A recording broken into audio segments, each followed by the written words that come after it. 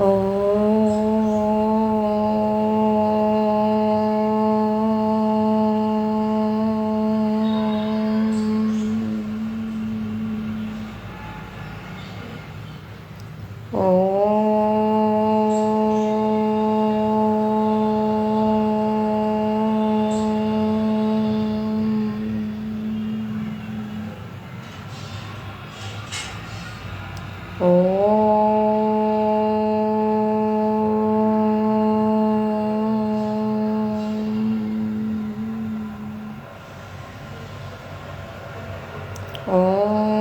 श्री गणेशाय नमः।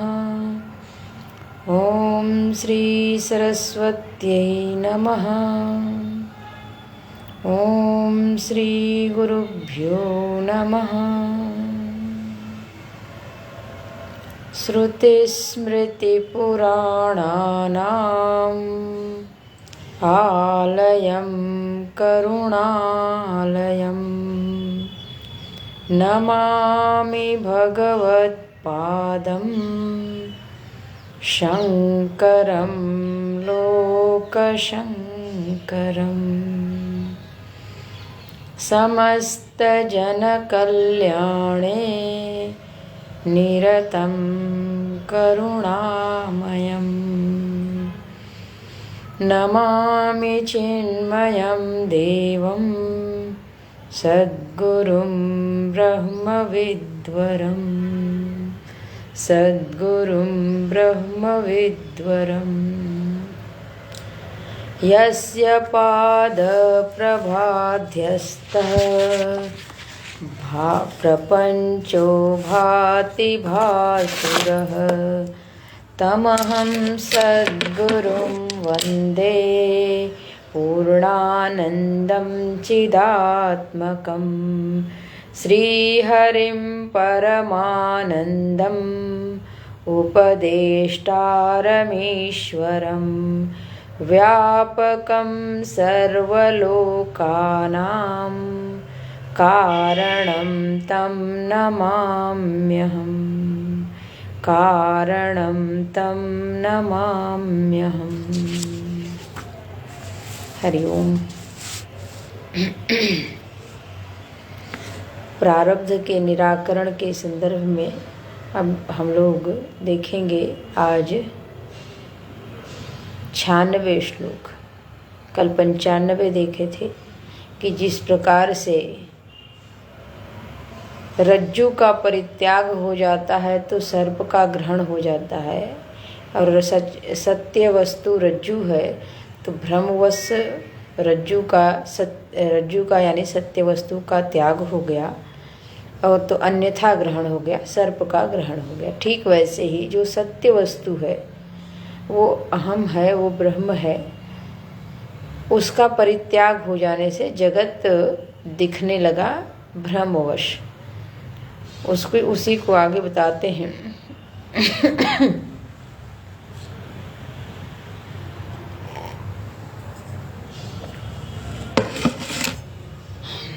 रज्जुरूपे परिज्ञाते सर्पभ्रान्तिर्न तिष्ठति अधिष्ठाने तथा ज्ञाते प्रपंच शून्यतां व्रजेत्। रज्जुरूपे परिज्ञाते सर्पभ्रांति न तिष्ठति। जिस प्रकार से रज्जु का दर्शन हो जाता है, रज्जु का बोध हो जाता है, रस्सी का ज्ञान हो जाता है, तो सर्प की जो भ्रांति है वो चली जाती है, वो रहती नहीं है। ठीक वैसे ही अधिष्ठाने तथा ज्ञाते, अधिष्ठाने ज्ञाते तथा अधिष्ठाने ज्ञाते, ठीक उसी प्रकार अधिष्ठान के ज्ञान से, अधिष्ठान यानी अहम के बोध से, मैं हूँ, ब्रह्म के बोध से, क्योंकि जगत पूरा ब्रह्म रूपी अधिष्ठान में स्थित है। बोध से होगा क्या? प्रपंच शून्यतां व्रजेत।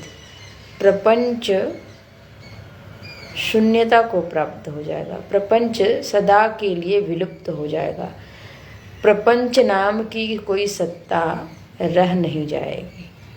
तो रज्जु और सर्प का दृष्टांत इसमें लिया गया और स्वप्न का दृष्टांत लिया गया। तो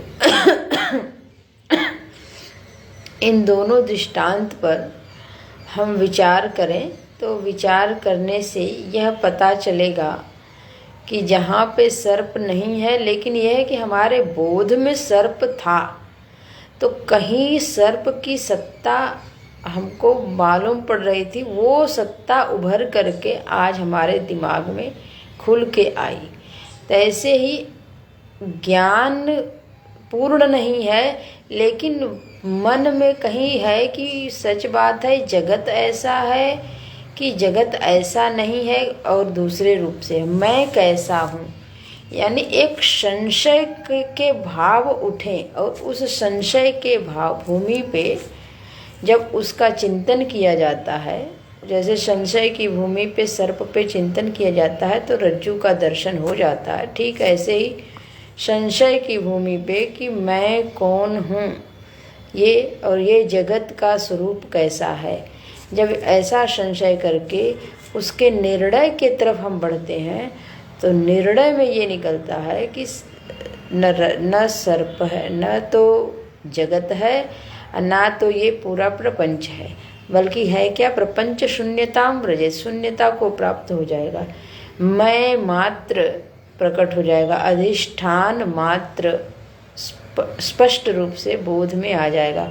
अधिष्ठाने ज्ञाते, अधिष्ठान का जब तक ज्ञान नहीं होगा तब तक प्रपंच रहेगा, लेकिन अधिष्ठान का जब बोध हो जाएगा कि मैं ही हूँ, तब जा कर के मैं, और वो मैं शुद्ध रूप से जो मैं है उसकी पहचान हो जाए, तो उस मैं के अतिरिक्त जो सत्ता है वो सत्ता काल्पनिक है, वास्तव में उसकी वस्तु स्थिति है नहीं, प्रातीतिक है, काल्पनिक है, वास्तविक नहीं है।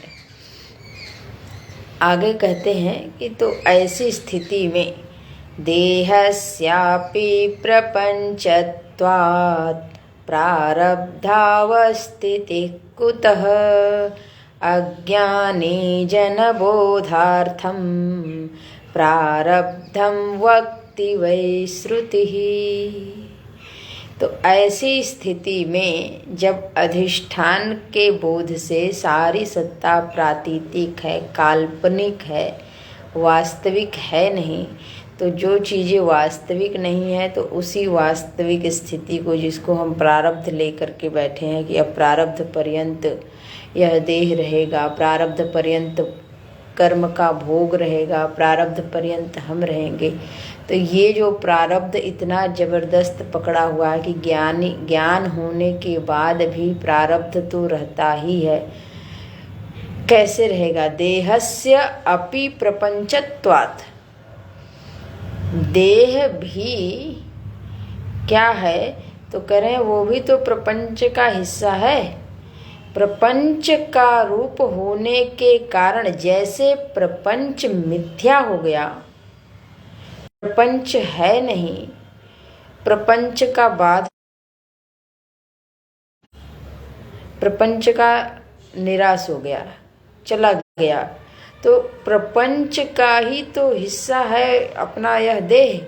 प्रपंचत्वात् देहस्य अवस्थिति कुतः, इस देह की स्थिति किधर रहेगी, कहाँ रहेगी, क्योंकि यह भी तो प्रपंच ही है।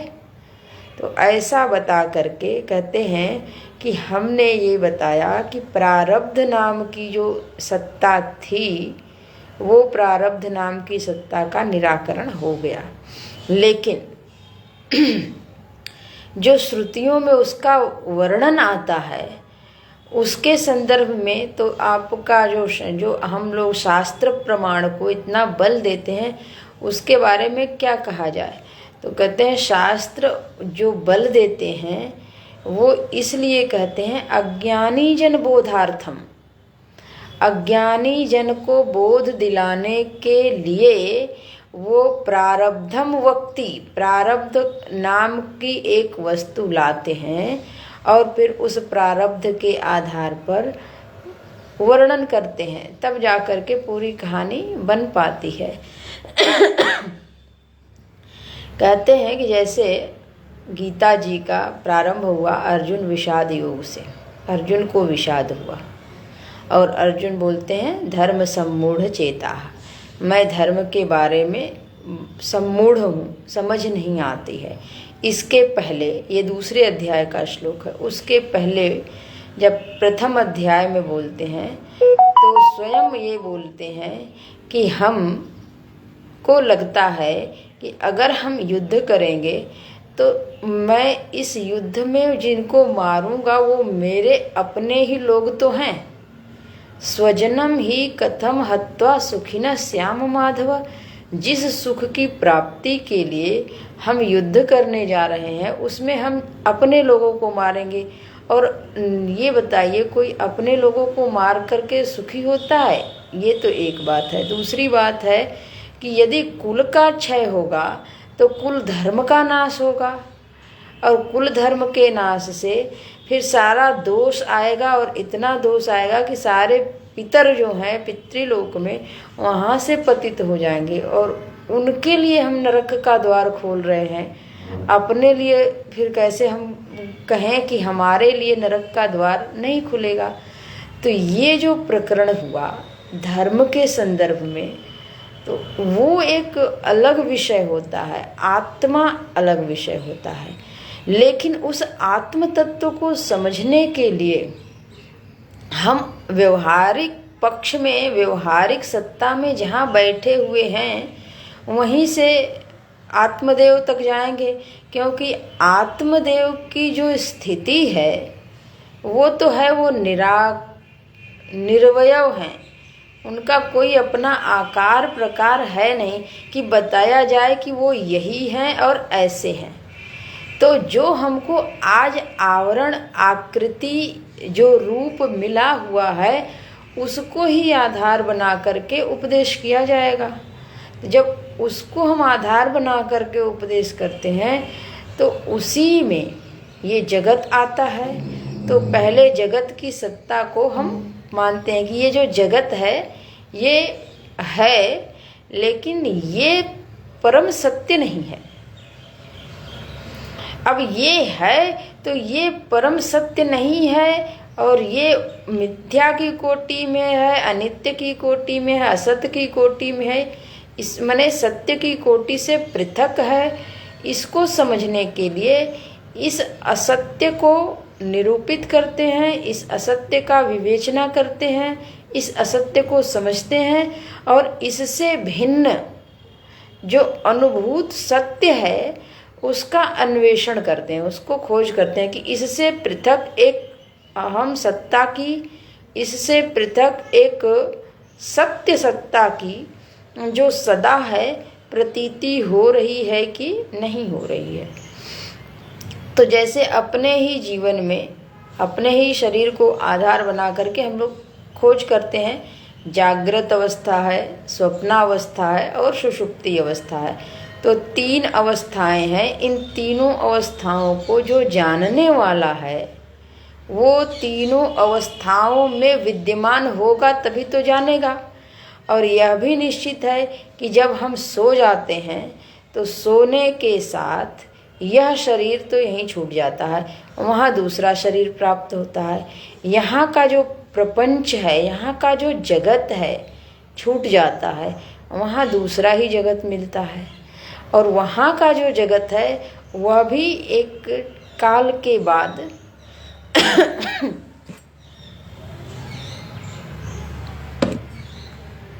छूट जाता है। और वो जब छूटता है तो एक तीसरा जगत मिलता है। वहाँ जो वो मिलता है ये वो सारा प्रपंच कुछ नहीं होता है, लेकिन उसको हम वहाँ जानते हैं तभी हम जब फिर से जागृत अवस्था में आते हैं तो याद करते हैं। तो इसका तात्पर्य ये हुआ कि इन तीनों में जाने वाला एक दूसरे को छोड़ के जा रहा है। वेदांत के शब्दों में कहें तो एक दूसरे का व्यावर्तन हो रहा है, एक दूसरे का निराश हो रहा है और अगले में प्रवेश कर रहा है।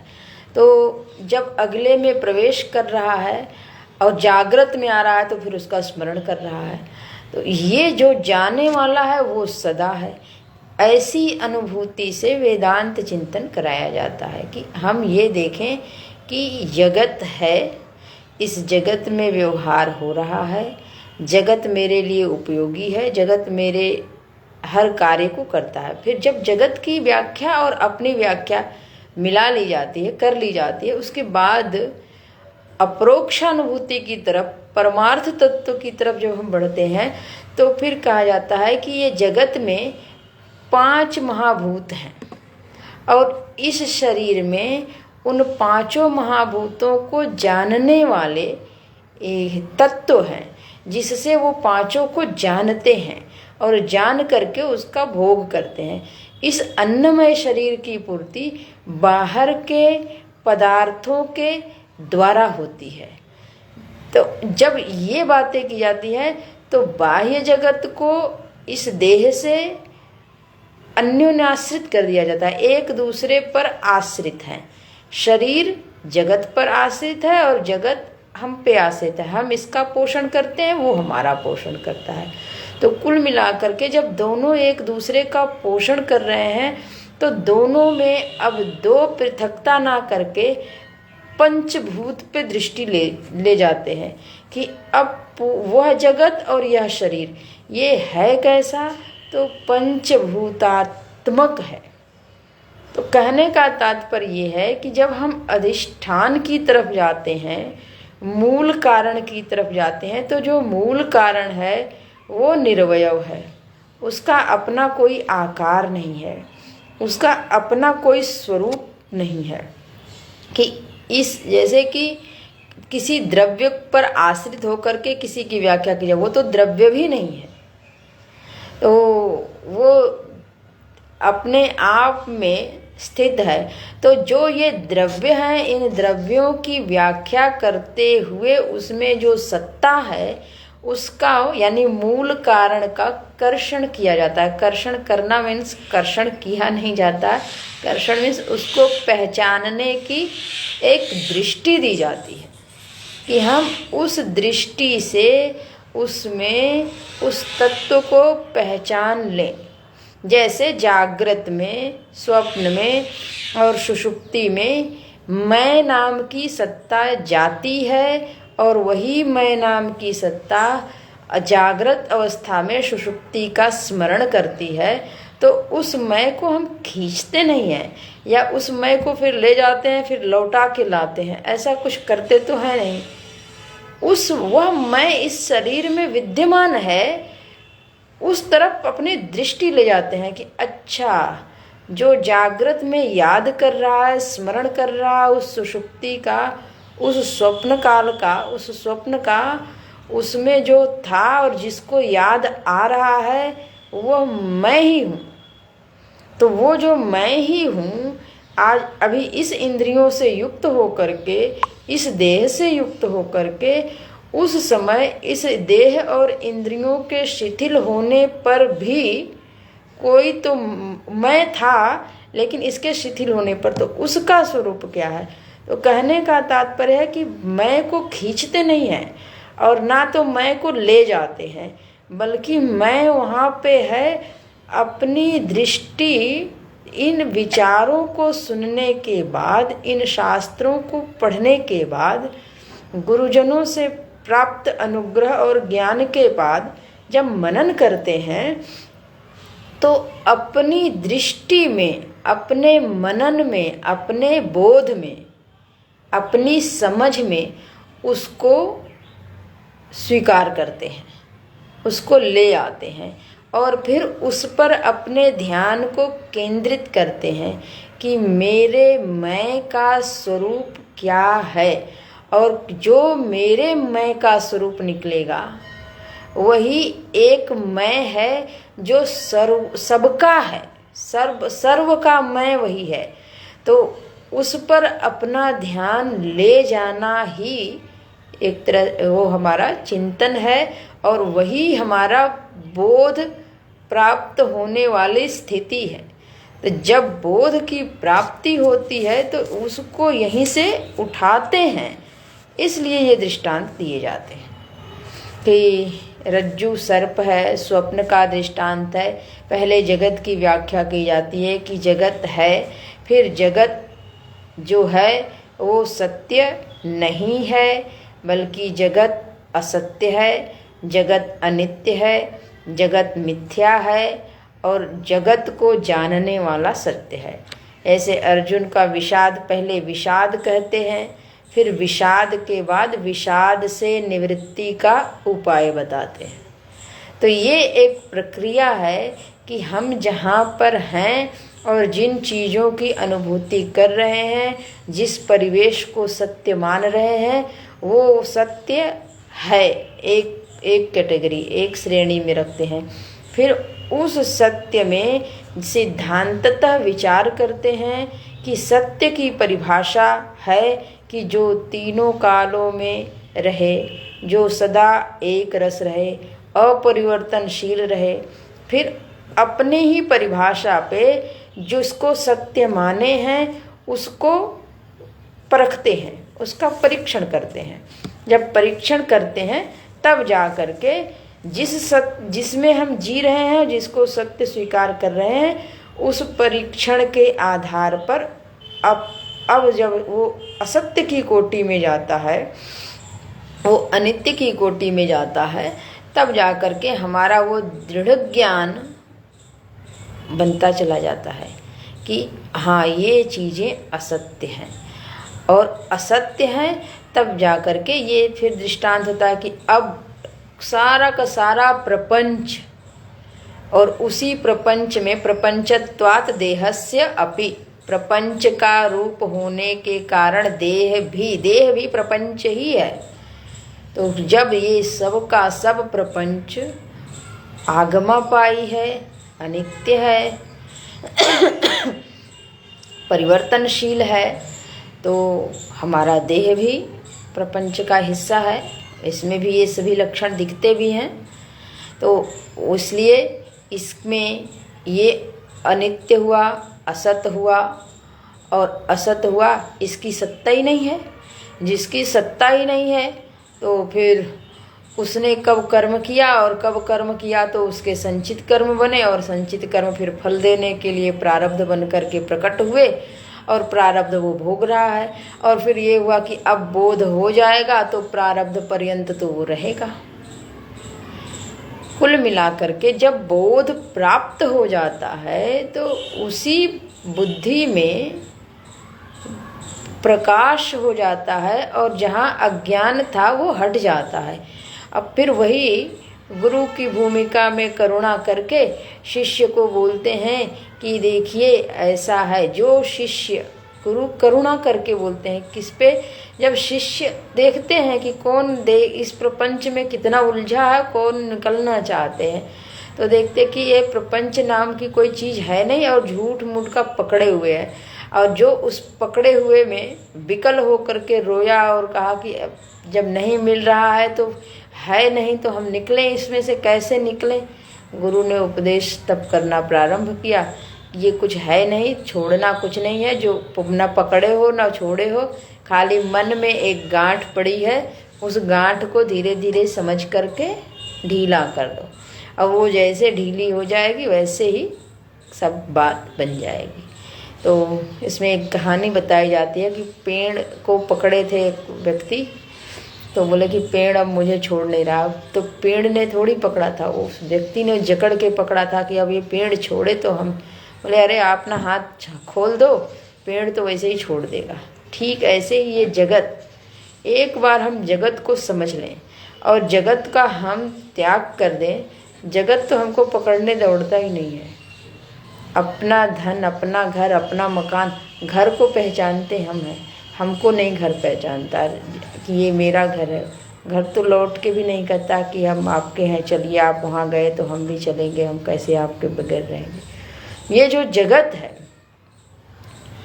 ये इससे हम आसक्त हुए हैं, इसमें हम जुड़े हुए हैं, इसमें हम जुड़े हुए, तो हम मीन्स कौन? मन जुड़ा हुआ है।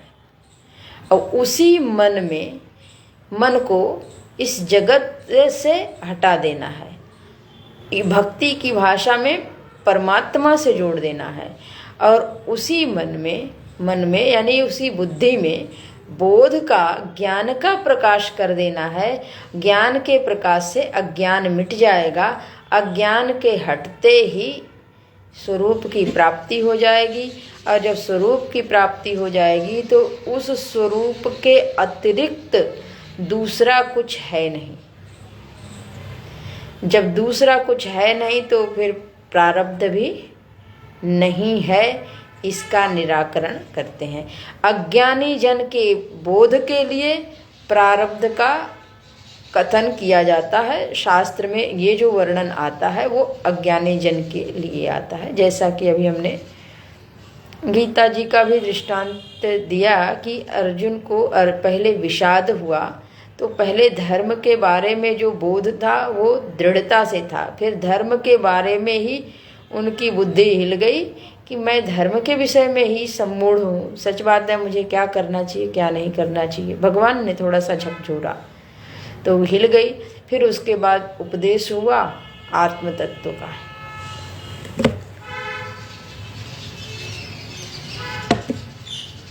उस आत्म तत्व के उपदेश के बाद मोह भंग हुआ।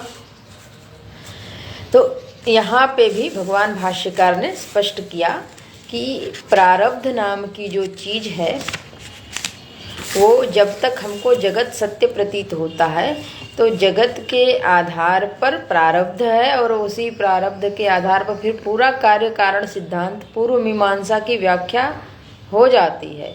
उपासना कांड हमारा चल जाता है। लेकिन ये अगर हम ना स्वीकार करें तो हम परमार्थ के पथ पर अग्रसर नहीं हो सकते हैं। तो प्रारब्ध को स्वीकार करें, इस देह को स्वीकार करें, इस देह के जन्म को स्वीकार करें, फिर इस देह के जन्म को के पुनर्जन्म को ना होने के लिए जब प्रयास करेंगे तो पुनर्जन्म के लिए बोध होना जरूरी है। अपरोक्षानुभूति अहम की होनी आवश्यक है। तो उस अहम पर फिर चिंतन चलेगा।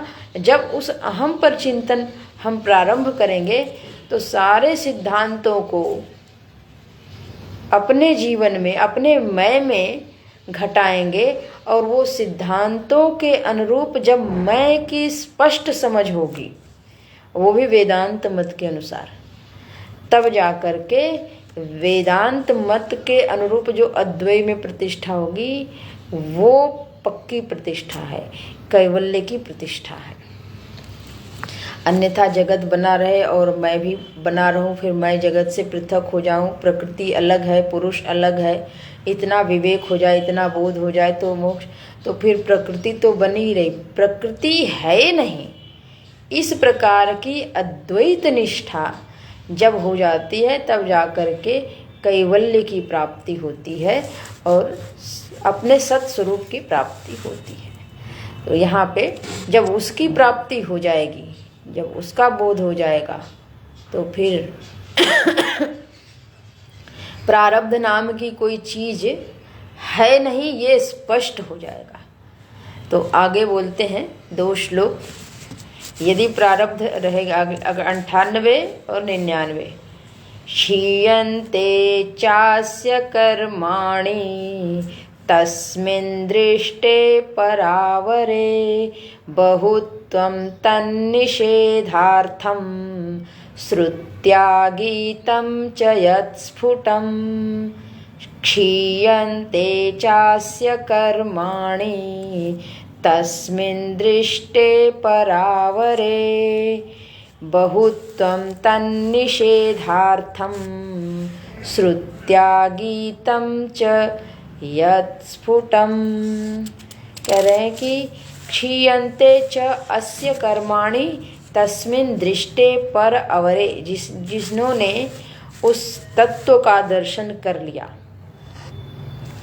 परम तत्व का, तो पर का और अवर का ये दोनों का दर्शन हो गया, और दोनों के दर्शन से ये पता चल गया कि जो अवर की सत्ता है पर से भिन्न नहीं है, सब ब्रह्म ही है, ब्रह्म मात्र है। ऐसा जब बोध हुआ तो क्या हुआ? कर्माणि क्षीयन्ते च अस्य, जिसको बोध हुआ उसका समस्त कर्म का क्षय हो गया। सारे कर्म उसके नष्ट हो गए। कर्म जो कर्म फल देने के लिए अभी पड़े हुए हैं, ऐसा कुछ भी अब नहीं है। बहुत्तम तर निषेधार्थम श्रुत्या गीतम च यत् स्फुटम। कह रहे हैं कि इसके संदर्भ में श्रुतियों ने और श्रुतियों के ही जानकार आचार्यों ने भी ये स्पष्ट करके फिर निषेध किया है और अपने लेखन में गाया है कि ये सारे कर्म ज्ञानाग्नि में दग्ध हो जाते हैं। दग्ध होने के बाद फिर फल देने के योग्य नहीं रहते हैं। उसके लिए दृष्टांत भी दिया जाता है कि जैसे ये सृष्टि है तो सृष्टि अव्यक्त रूप से रहती है, यानी बीज रूप से रहती है, और वही बीज जब अवसर पात करके मिट्टी, जल इत्यादि का आश्रय ले लेता है तो वृक्ष बन जाता है, पौधा बन जाता है। तो जैसे वही वृक्ष बीज भून दिया जाए तो फिर वो पौधा अंकुर उसमें आने की संभावना नहीं रहती है। तो चने का दृष्टांत दिया जाता है। जैसे चना है तो वो रखा है, वो कितने सालों तक रखा रहे, लेकिन जैसे ही वो मिट्टी में डाला जाएगा तो मिट्टी में पड़ते ही उसमें से अंकुर निकलने की संभावना रहेगी, क्योंकि वो चना है तो बंधा हुआ बीज रूप में है। लेकिन ये वही चना अगर भून दिया जाए तो भूनने के बाद उसका मिट्टी से संयोग हो, जल से संयोग हो, तो वो अब पौधा के रूप में, अंकुर हो के रूप में प्रकट नहीं होगा और अन्य उसके जैसे, अपने जैसे चना को उत्पन्न करने में भी समर्थ नहीं हो सकता है। तो ठीक ऐसे ही जो ज्ञानी होते हैं, ज्ञानी को ऐसा दृष्टि प्राप्त हो जाता है कि उस दृष्टि के बाद फिर वो प्रपंच नाम की सत्ता बोध में नहीं है। जैसे कोई व्यक्ति अगर एक बार जग जाए और जगने के बाद स्वप्न में देखा हो कि मैं राजा था, रंक हो गया, जगने के बाद पता चलेगा कि मैं जो था वही हूँ, तो अब वो रंक वाली स्थिति, या जब सोया था तो बहुत ज़्यादा भयानक जंगल में जा कर के परेशान हैरान हो रहा था, जैसे ही जगह वो अपने घर पे मिला तो अब वो परेशान नहीं है। ठीक ऐसे ही जब बोध की स्थिति प्राप्त हो जाती है तो उस बोध के बाद प्रपंच है ही नहीं, धर्म नहीं है, प्रपंच नहीं है। मतलब क्या? प्रपंच तो बना है पांचों भूतों से मिल करके, और पांचों भूतों का जो मिलन होकर के कोई लोक बनता है वो कर्मानुसार ही बनता है। तो जैसा कर्म वैसा, कोई तेजस कर्म किया है तो तेजस्वी लोक मिल गया, मध्यम किया है तो यहाँ मिल गया, अधम किया है तो नीचे का लोक मिल गया। लोक वैसा बना, वैसा देह प्राप्त हुआ, फिर वैसे ही भोग की सामग्रियाँ प्राप्त हुई। ये सब चलता रहता है। ये सारा का सारा अब धर्म करें, कर्म करें, क्या करें, सब का सब लुप्त हो गया। ज्ञान की ऐसी दृष्टि हुई कि लोकांतर ही नहीं है। ज्ञान की ऐसी दृष्टि हुई कि अपना शरीर भोग के लिए नहीं है, ये तो प्रकृति का एक हिस्सा है और प्रकृति से ही पुष्ट हो रहा है। प्रकृति से पुष्ट होने वाला पुरुष नहीं है, मैं उससे सदा पृथक हूँ, ऐसा जान करके उस ज्ञानी को कितना आनंद आता है। मैं कहाँ झूठ मूठ का हो जाता। तो इसके पहले क्या आप सच में अज्ञान के पूर्व उलझे थे? तो जब ज्ञानी को ये प्राप्त होगा कि प्रपंच था ही नहीं, तो यही होगा ना कि मैं मूर्ख था। सच में तो उस समय भी प्रपंच नहीं था, जिस समय मैं इतना जूझ रहा था, ये बना दूं, वो कर दूं, ऐसे कर दूं, ऐसे कर दूं, उस समय भी नहीं था। केवल मेरी कल्पना की दौड़ थी, और अब तो है ही नहीं। आगे जिसके लिए मैं इतना डर रहा था कि अभी पता नहीं, मैंने इतना सब कर्म किया है, आगे मुझे क्या शरीर मिलेगा, कैसा होगा, क्यों होगा, वो सब का सब भय चला गया, निर्भयता की प्राप्ति हो गई। तो क्षीयन्ते च अस्य कर्माणि, उस ज्ञानी की सारे कर्म, कर्माणि बहुवचन है, समस्त कर्म क्षय हो गए, खत्म हो गए। कहाँ? बौद्धिक ज्ञान के स्तर पे, समझ के स्तर पे। और वो भी बौद्धिक क्या है? बुद्धि भी तो प्रकृति का हिस्सा है। वो अपने चेतन स्वरूप में जग गया। चेतन स्वरूप से पृथक कुछ भी नहीं है। बहुत्वम तन निषेधार्थम करें। बहुत्वम शब्द जो है वो कर्माणी के लिए है, कि मैंने कर्माणी बहुवचन इसलिए प्रयोग किया कि उन सब का निषेध कर दिया गया, कि अब कुछ भी बचा नहीं। इस प्रकार से प्रारब्ध का निराकरण हो गया। यदि हम प्रारब्ध का निराकरण ना करते, प्रारब्ध सच में होता, तो अद्वैत की सत्ता को जो हम सिद्ध कर रहे हैं अपने ज्ञान में, अपने श्रुति माता के अनुसार, वो अद्वैत की सत्ता सिद्ध नहीं होगी। इसी को 99 यानी 99 श्लोक में भगवान भाष्यकार स्पष्ट कर रहे हैं।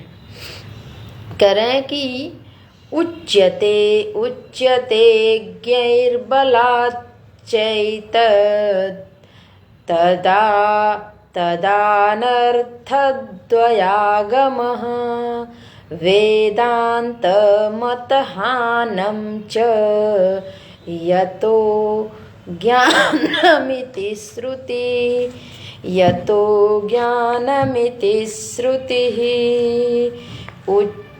उच्यते ज्ञैर्बलात् चैतत् तदानर्थद्वयागमः वेदान्तमतहानं च यतो ज्ञानमिति श्रुतिः। करें उच्यते अज्ञैः बलाच्च एतत् तद अनर्थद्वयागमः। कह रहे हैं कि इस प्रकार से अज्ञैः, जो अज्ञ लोग हैं, अज्ञ लोगों के द्वारा उच्यते, ये कहा जाए कि प्रारब्ध है, प्रारब्ध का यदि प्रतिपादन किया जाए, और ज्ञानी ने जिस प्रारब्ध का, ज्ञानी ने यानी भगवान भाष्यकार ने भी जो इस प्रारब्ध का निराकरण किया, तो उनके सामने यदि प्रश्न रखा जाए कि आप प्रारब्ध को नहीं मानते हैं और श्रुति के कहे हुए को ये ऐसे कह करके निराकरण कर दिए कि चूँकि वो अनुभूत है, वहाँ से हम उठते हैं, लेकिन जब हम वहाँ जाते हैं तो प्रारब्ध नहीं है, क्योंकि देह भी प्रपंच का हिस्सा है। और जब प्रपंच मिथ्या हो गया तो देह भी प्रपंच का हिस्सा होने के कारण मिथ्या है। प्रपंच अनित्य है तो देह भी अनित्य है, प्रपंच नहीं है तो देह भी नहीं है। तो ऐसा आप कह रहे हैं, कह रहे हैं कि हाँ, ऐसा नहीं अगर कहेंगे, जो अज्ञानी लोग प्रारब्ध का प्रतिपादन करते हैं उसके बल पे अगर हम कहेंगे तो दो प्रकार के हमको अनर्थ की प्राप्ति हो जाएगी। तद अनर्थ द्वयागमः, दो प्रकार के, द्वय आगमः, दो प्रकार के अनर्थ की हमें प्राप्ति होगी। क्या क्या अनर्थ हमको प्राप्त हो जाएंगे? एक तो है कि वेदांत का जो मत है, अद्वैत की प्रतिष्ठा। वेदांत का एक ही मत है, जीव ब्रह्म ऐक्य। जीव और ब्रह्म दो नहीं है। हम जीव और ब्रह्म दो बोलते तो, लेकिन उस दो में जीव की सत्ता को स्वीकार करके जीव को ही तो साधना करनी है, ब्रह्म तक पहुंचना है, ब्रह्म तक की यात्रा जीव को करनी है। आज वो अपने ब्रह्मत्व को भूला है, और ब्रह्मत्व को यदि भूले नहीं तो फिर जीव को ही उपदेश करने के लिए सारे शास्त्र हैं। गीता जी के भाष्य में ऐसे प्रकरण 2 बार आए हैं, एक प्रारंभ में आया है, एक 18वें अध्याय में आया, 18वें या 13वें अध्याय में आया है कि शास्त्र किसके लिए हैं। तो शास्त्र अज्ञानी के लिए है, मूर्ख के लिए शास्त्र है नहीं, उनको तो पढ़ना ही नहीं है, समझना ही नहीं है। जो पशु पक्षी इत्यादि हैं उनके लिए थोड़ी शास्त्र है। और मनुष्यों में भी जो लोग पढ़ना नहीं चाहते हैं उनके लिए भी नहीं है, जो जितने में तृप्त हैं, जो समझना, जिनके मन में संशय हुआ और समझना चाहते हैं उनके लिए शास्त्र है। जिन्होंने समझ लिया उनके लिए भी शास्त्र नहीं है। तो बिल्कुल अज्ञानी के लिए शास्त्र का कोई प्रयोजन नहीं है और ज्ञानी के लिए भी शास्त्र का कोई मतलब नहीं है कि शास्त्र क्या कहते हैं, क्यों कहते हैं, कैसे कहते हैं, किस तरीके से समझना है उनको। ये जो बीच के लोग हैं, जो ज्ञानी भी नहीं हैं और पूरी तरह से अज्ञानी भी नहीं है, थोड़ा थोड़ा प्रकाश है, वो दृष्टांत में भी यही बात है कि बिल्कुल हम रस्सी को देख नहीं रहे हैं, सो बात नहीं है, और बिल्कुल हम रस्सी को स्पष्ट देख रहे हैं, यह भी बात नहीं है। हम रस्सी को देख रहे हैं लेकिन रस्सी को देखते हुए रस्सी को रस्सी नहीं देख रहे हैं, रस्सी में अन्यथा प्रतीति हो रही है। ये तो हो रहा है कि कुछ है, लेकिन क्या है स्पष्ट बोध नहीं हो रहा है, तो शंका हो रही है कि मन में फिर जैसे संस्कार हैं वो उभर के आ रहे हैं, शायद ये है या शायद ये है। वैसे ही ये इस जगत को देखने के बाद जिनको स्पष्ट है ये ऐसा ही है, चार्वाक मत, ऐसा ही है, ऐसे ही रहना है, ऐसे ही करना है, बाकी कुछ नहीं है, आगे ना पीछे, तो शास्त्र के का कुछ मतलब नहीं है। लेकिन जिनको जीव की सत्ता स्वीकार्य है, इस जगत को छोड़ने के बाद जो हमने कर्म किया है उसका फल मिलता है, लोक लोकांतर है, उनके लिए शास्त्र है। उसी लोक लोकांतर से ऊपर की बात करने के लिए वेदांत मत है। तो वही भगवान भाष्यकार यहाँ पे कहते हैं कि जो श्रुति माता कर्मकांड का निरूपण करती हैं, कर्मकांड का निर्देश करती हैं, तो वह सत्य है। उपासना कांड का निरूपण करती हैं, वह सत्य है। तो वही श्रुति माता ज्ञान कांड का निरूपण भी करती हैं, जिसमें उनका कहना है कि ईशावास्यम इदगम सर्वम जगत यत् किंच जगत्याम जगत, यह ईशावास्यम इदम सर्वम यत् किंच जगत्याम जगत, यह जितना जगत है सब ईश्वर से आच्छादित कर दीजिए, ईश्वर से भर दीजिए, ईश्वर ही है। ये भक्ति की दृष्टि है। और अन्यथा सदैव सौम्य इदम अग्र आसीत, सद मात्र है वो, एकमेवा द्वितीयम, एकम एव अद्वितीय, अद्वितीय तत्व है, दूसरा तत्व है ही नहीं। तो उस अद्वितीय अद्वैय सत्ता को स्वीकार करने के लिए हमको, अगर हम प्रारब्ध को स्वीकार करेंगे तो प्रारब्ध के साथ बहुत सारी चीज़ें जुड़ जाएंगी, फिर हमको द्वैत और द्वैत से नानात्व में जाना पड़ेगा। प्रारब्ध को स्वीकार करने के लिए हमको जगत स्वीकार करना पड़ेगा, पूर्व का जन्म स्वीकार करना पड़ेगा, उस जन्म का शरीर स्वीकार करना पड़ेगा, शरीर की बनी हुई समस्त धातु जिनसे बनी है वो स्वीकार करना पड़ेगा, फिर उसको कहीं संचित हो रहा है इत्यादि, ये सारी व्यवस्था स्वीकार करनी पड़ेगी। अद्वैत तत्व को स्वीकार करने के लिए विचार से ही हम स्वीकार करें तो पता चलेगा कि ये नहीं है। कैसे स्वीकार करें? तो पूर्व का जैसा चिंतन अहम के बारे में कराया गया है, पूर्व का जैसा चिंतन बताया गया है कि इस देह को और अहम को, उस ब्रह्म को, उस आत्मा को और इस जगत को, दोनों की पृथकता को स्पष्ट बिल्कुल समझ लीजिए। और समझने के बाद उन सिद्धांतों पर मनन करिए, और मनन करके यह देखिए कि मुझ में वो अहम तत्व कैसा मिलता है और कहाँ मिलता है। वो जब भी मिलेगा साक्षी के रूप में मिलेगा, वो जब भी मिलेगा दृष्टा के रूप में मिलेगा, वो निराकार ही मिलेगा, उसका कोई आकार नहीं होगा। हमारे मन का क्या आकार है, हम इसी पे विचार करें। हमारे बुद्धि का क्या आकार है? तो मन का आकार जैसा वृत्ति बनती जाती है तदनुरूप वो वृत्ति भी, अगर मान लीजिए वृत्ति बनी क्रोध की, तो क्रोध लंबा है, चौड़ा है, कैसा है। तो ऐसे में जो हमारा मैं है, उस मैं का क्या आकार बनेगा? मैं जो जिसको बोला जाता है निर्गुण निराकार। क्रोध फिर भी है निराकार बट सगुण है, उसमें गुण भरा हुआ है, उसमें रजोगुण है। लेकिन जिसमें ये तीनों गुण नहीं हैं, सतगुण, सतोगुण, रजोगुण, तमोगुण, सत्व आदि तीनों गुणों से जो रहित है वो निर्गुण निराकार अहम का हम क्या रूप बनाएंगे? जब ऐसा हम चिंतन करेंगे तब जाकर के वेदांत मत में जो अहम का स्वरूप है उसकी प्राप्ति हो सकेगी। तो कह रहे हैं कि वेदांत मत हानम च अद्वयागम, और दो की प्राप्ति हो जाएगी, द्वैत की प्राप्ति हो जाएगी, द्वैत त्रैत इत्यादि की प्राप्ति हो जाएगी। तो उससे होगा क्या? तो कह रहे हैं उससे यह होगा, एक तो मोक्ष का अभाव हो जाएगा। कैसे हो जाएगा?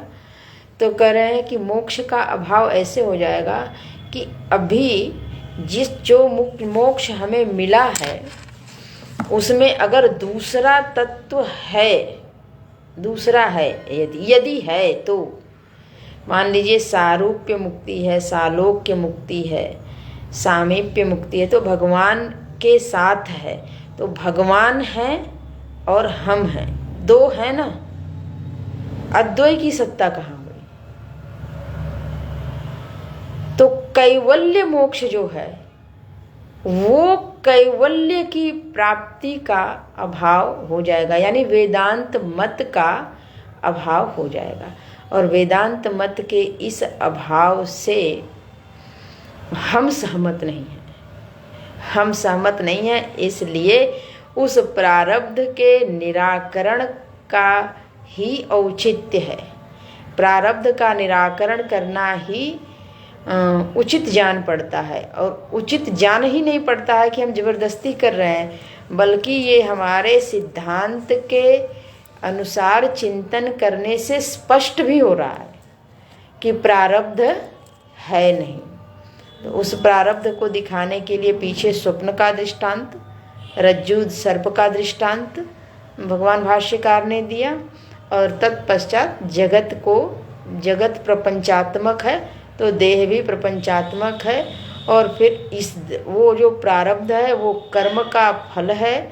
इसलिए जब देह नहीं होगा तो कर्म नहीं होगा, और ज्ञानी की दृष्टि में देह नहीं है, वो अजन्मा है इत्यादि चिंतन के परिणाम स्वरूप ये स्पष्ट हो गया कि प्रारब्ध नाम की चीज है नहीं। जब है नहीं तो ज्ञान के बाद ज्ञानी का प्रारब्ध रहता है, इसे कहना बड़ा कठिन है। इसीलिए तत्वबोध में भगवान भाष्यकार ने जो स्पष्ट किया है बहुत सुंदर है कि ज्ञानी जो बाद में कर्म करते हैं प्रारब्ध पर्यंत रहते हैं, चलिए मान लेते हैं प्रारब्ध पर्यंत रहते हैं, लेकिन सच बात है ध्यान हमारा रहना चाहिए आत्म तत्व पर, और ये कर्म करने वाला प्रकृति पे ही रहना चाहिए। तो ज्ञानी जो कर्म करते हैं, यानी कि उनका वो जो शरीर है वो प्रकृति का हिस्सा है, और वो जब कार्य करता है, कर्म करता है, तो उस कर्म के परिणाम स्वरूप उसमें जो कर्ता भाव रखने वाला दूसरा है, देखने वाला कि इन्होंने ऐसा किया ऐसा किया, तो जो उनकी निंदा करते हैं और जो उनकी स्तुति करते हैं, वहाँ तो बस वो प्रकृति वशात, स्वभाव वशात, ईश्वर के संकल्प वशात सब चलता है, स्वयं का कुछ नहीं होता ज्ञानी का। लेकिन जो उसमें कर्ता भाव देख करके निर्णय करते हैं ऐसा कर रहे हैं, ऐसा कर रहे हैं, ऐसा कर रहे हैं, वो उनके जो स्तुति करते हैं वो उनके पुण्यों का फल ले लेते हैं, जो उनकी निंदा करते हैं वो उनके पाप का फल ले लेते हैं। यानी उनके किए का फल जो उनमें कर्ता भाव देखता है, कर्ता भाव को ही फल मिलेगा ना, जो करता है वही फल लेता है। तो कर्ता भाव से देखने में कर्ता भाव वहाँ हुआ, ये कर रहे हैं, ये कर रहे हैं, ये ठीक कर रहे हैं, ये ठीक कर रहे हैं। भगवान भी लीला ही करते हैं। तो प्रारब्ध का यहाँ पे निराकरण हो गया, और इस पर हम लोग जितना और मनन कर सके बैठ करके मनन करें, और बीच बीच में जैसे जैसे प्रकरण आएंगे तो ये भी हम लोग एक अच्छा विषय है जिसमें बार बार उसका स्मरण किया जाए। अब अगला जो प्रसंग है वह प्रसंग ये है कि हम वेदांत चिंतन में अपरोक्षानुभूति इतना पढ़ने सुनने के बाद भी अभी तक नहीं कर पाए हैं, साधक का ये भाव है। तो हम कैसे करें? और कदाचित करते हैं तो लगता है कि कक्षा में या कभी मनन करते हैं ध्यान काल में थोड़ी देर के लिए कि इस बात सही है, बात बन गई, लेकिन वो स्थिरता नहीं है। हम तो फिर से उसी देह भाव में आ जाते हैं और जगत के साथ व्यवहार करते हैं, फिर कहते हैं ये तो व्यवहार करना आवश्यक है, ना करें तो चले कैसे, इत्यादि। ये जो साधक के मन का प्रश्न है, भगवान भाष्यकार उसी को स्मरण करते हुए, उसी को याद करते हुए आगे का प्रसंग चलाते हैं कि अगर हमको अपरोक्षानुभूति करनी है और मेरी जो मुमुक्षा है अब तक के श्रवण के बाद यदि वो मंद से थोड़ी तीव्र हुई है, यानी मध्यम में प्रवेश की है, कि इसकी इस स्थिति को हम प्राप्त करें, तो एक ही कार्य करना है, ये है कि अपनी साधना बढ़ानी है। अब ये साधना शब्द बार बार आता है, साधना बढ़ानी है, साधना कैसी करनी है? तो वेदांत में साधना के लिए यहाँ कुछ उपाय बताए गए हैं। वेदांत में साधना के लिए कई जो वेदांत के अपने ग्रंथ हैं, भगवान भाष्यकार ने ही कई ग्रंथ हैं जिसमें साधना का निरूपण किया गया है। यहाँ पे वही बताते हैं कि वेदांत की साधना कैसी होनी चाहिए। जो वेदांत के साधक हैं उनका लक्ष्य निर्गुण निराकार ब्रह्म की प्राप्ति करना है। उनका लक्ष्य जीव को ब्रह्म से ऐक्य स्थापित करना है, यानी स्थापित करना नहीं, अभी फिर से वही दोहराएंगे हम, जीव जो है वो ब्रह्म से पृथक है ही नहीं,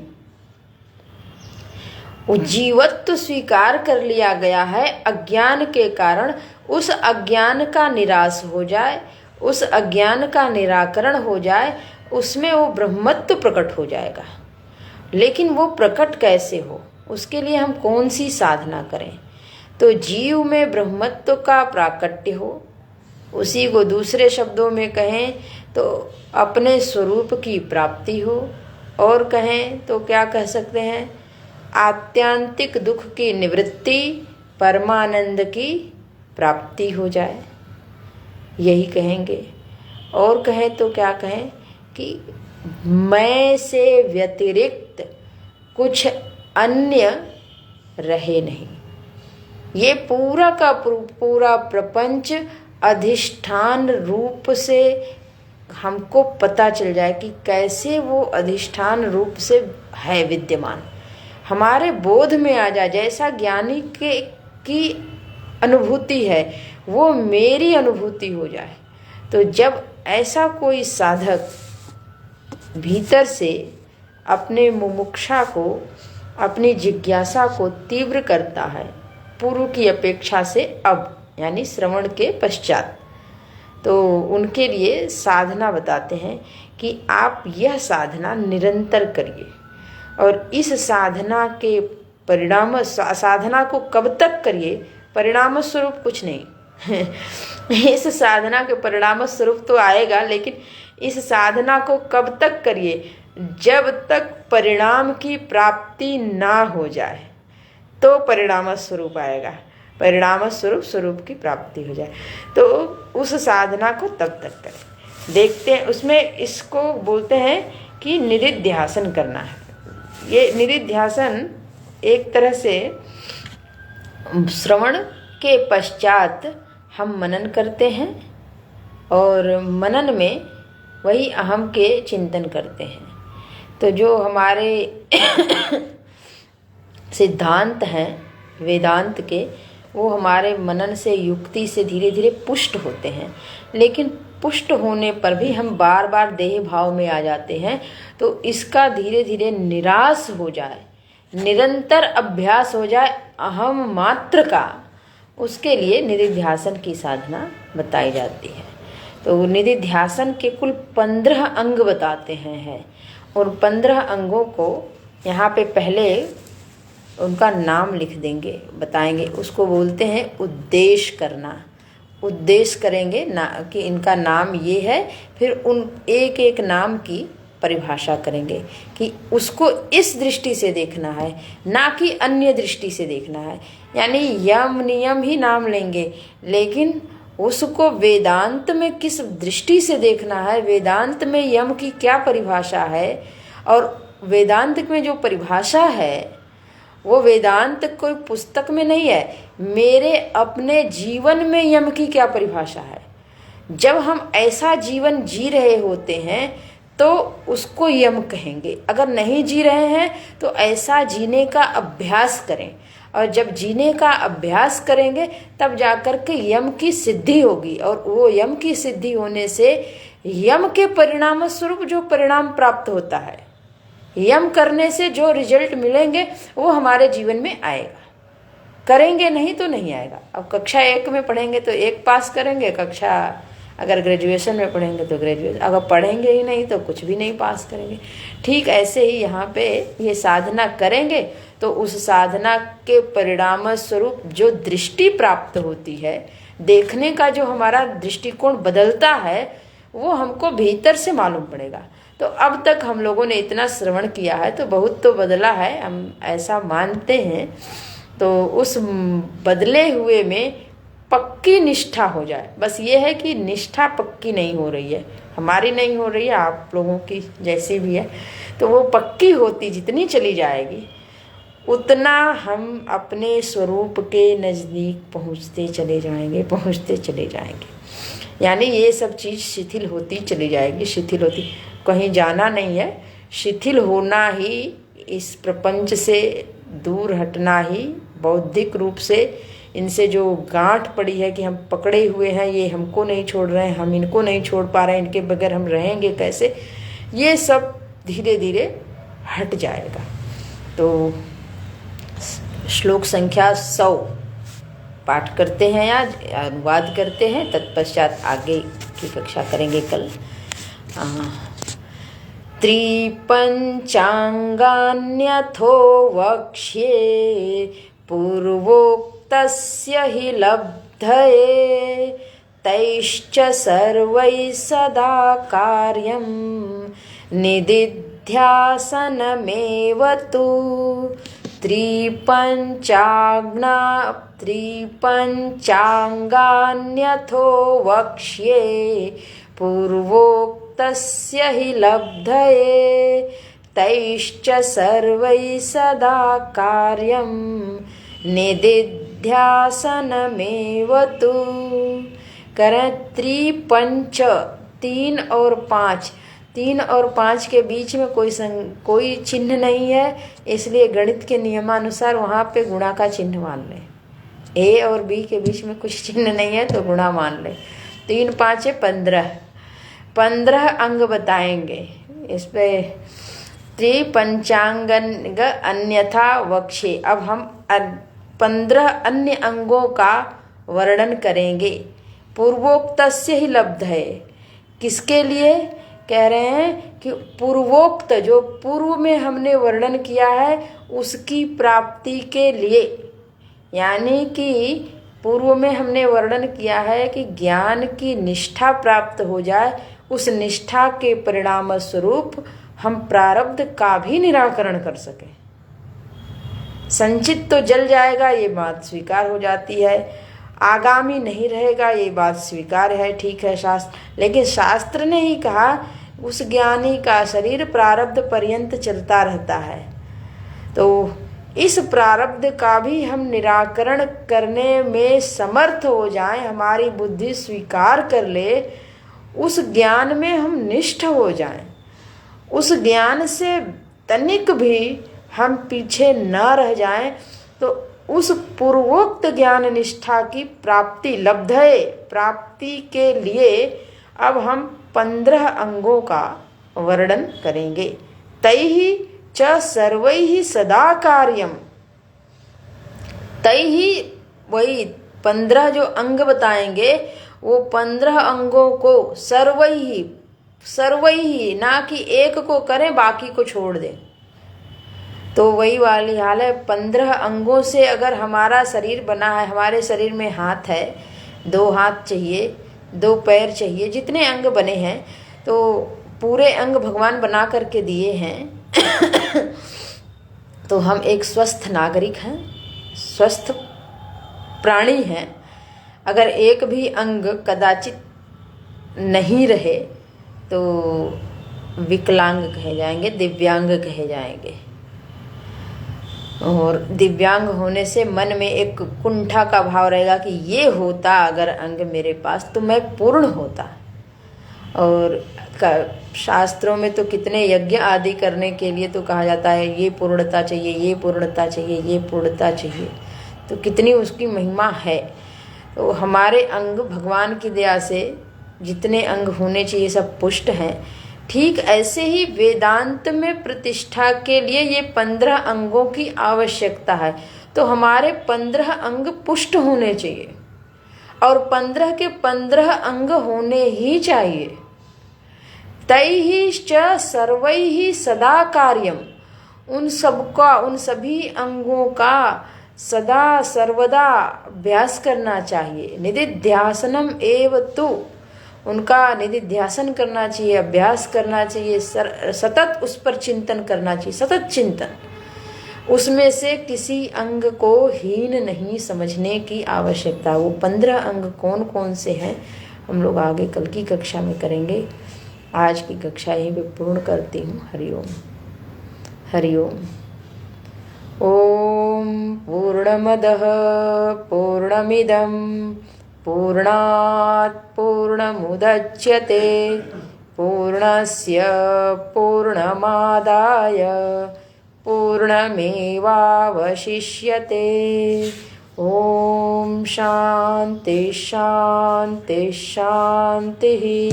हरि ओम। श्री गुरुभ्यो नमः। हरि ओम।